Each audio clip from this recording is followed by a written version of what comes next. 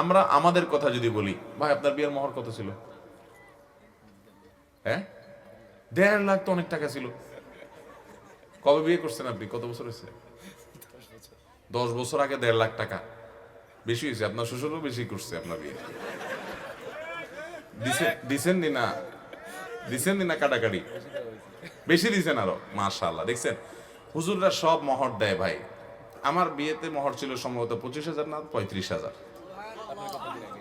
জি, ও আমার বিয়ে অনেক আগে। আমার বিয়ে 17-18 বছর হয়ে গেছে। বিয়ে বরকতপূর্ণ হওয়ার জন্য 3টি পূর্ব শর্ত আছে। বিয়ের ব্যাপারে ছেলের বেতন 10,000 হলে কত টাকা কাবিন করা উচিত? মেয়ের পক্ষ 10 লক্ষ টাকা কাবিন করতে বলছে।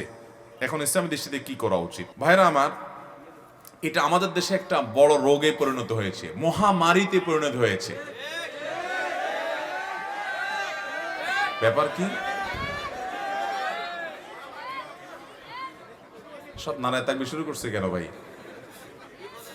বিপদে আছেন সব? আহা,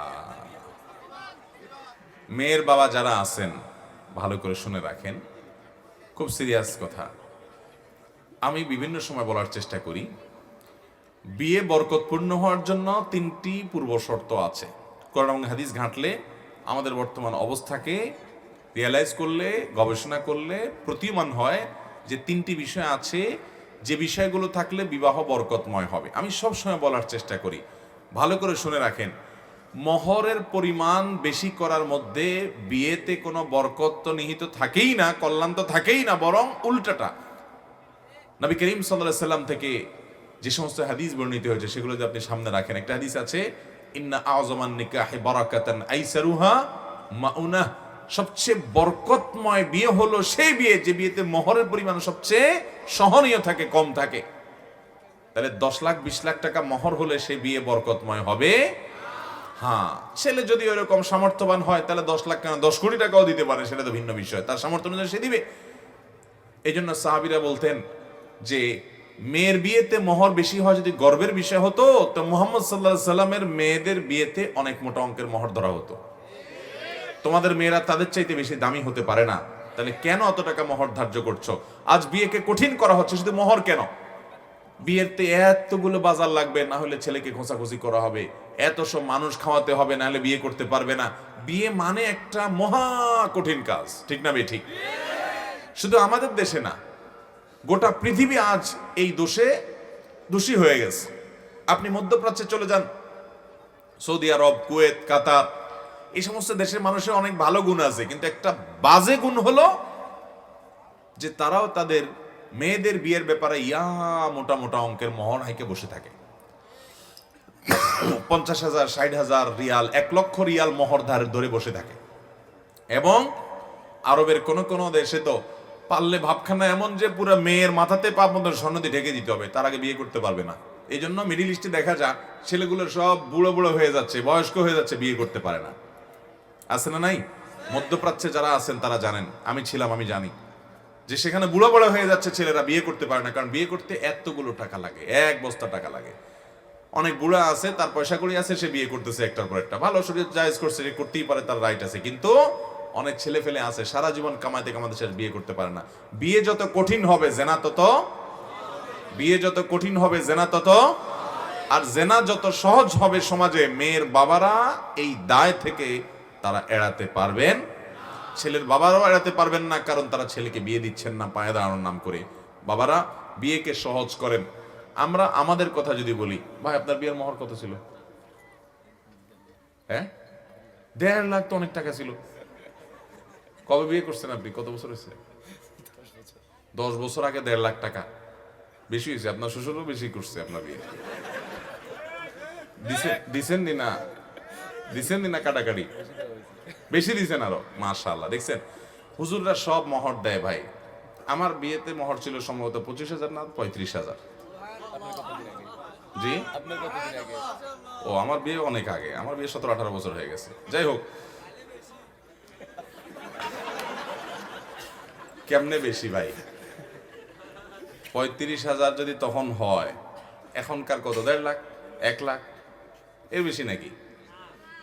যাই হোক বাবারা, ভাইরা, বিশেষ করে মেয়ের বাবাদেরকে বলছি, নবী আলাইহিস সালাম বলেছেন, বরকতময় মোহর, উত্তম মোহর, নেআমাস সিদাক, সবচেয়ে উত্তম মোহর হলো আইসারুহু, যে মোহরটা সবচাইতে সহনীয় হয়, সহজ হয় পরিশোধ করা। দেখেন, ধরলেন 10 লাখ টাকা, 10 পয়সা আপনার মেয়ে পাইল না, এ দানায় পানাই করে চিটারি করে লাভটা কি বলে? তার চাইতে এমন যৌক্তিক মোহর ধরেন যেটা আপনার মেয়ে পাবে এবং ছেলের জন্য আদায় করা কি হবে? সহজ হবে। আমি বিভিন্ন জায়গায় বলি, যদি অনেক বেশি মোহর ধরে ফেলছে, আগে কিছু বলতে পারেন নাই, তাহলে এখন স্ত্রী বরাবর দরখাস্ত লিখবেন, বরাবর মোহতারামা স্ত্রী, বিষয় মোহর কমিয়ে দেওয়ার আবেদনপত্র যথাবিহিত সম্মান প্রদর্শন পূর্বক নিবেদন। এই যে আমি আপনার হতভাগা স্বামী, আমার বিয়ের সময় এত মোটা অঙ্কে মোহর ধরা হইয়াছিল, আমি ইহা কোনোভাবেই আদায় করিতে সক্ষম নই, বিধায় আপনি অনুগ্রহ করে আমার মোহর কমাইয়া দিয়া বা কিস্তিতে পরিশোধ করবার সুযোগ দিয়া বাধিত করিবেন। ভাইরা, বলেছি এটা একেবারে এইভাবে দরখাস্ত কোনো কথা নাই, শুধু বোঝার জন্য বললাম। কিন্তু বইয়ের কাছে নরম হয়ে যারা ফেসে গেছেন আগে ভাগে, তারা এখন ফুসলায়া ফাসলায়া উদ্ধার হওয়ার চেষ্টা করেন। আর যারা এখনো বিয়ে শাদী করেন না, যুবক পোলাপান, সাবধান হয়ে যান। যেই শ্বশুর 10 লাখ 20 লাখের নিচে মেয়ে দিবে না, ওই শ্বশুর দ্বারা কাছে যায় না। উনি ওনার মেয়ে নিয়ে কই যায় দেখা যাক। মনে রাখবেন, মনে রাখবেন, টাকা পয়সা কখনো সংসার টেকাতে পারে।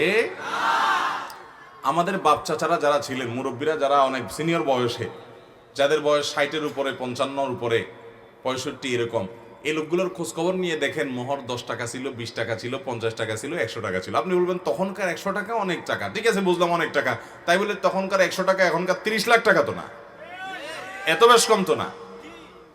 তো ওই 100 টাকার বিয়ে যা দেখেন 60 বছর 50 বছর টিকছে, 40 বছর টিকছে, আছে না নাই?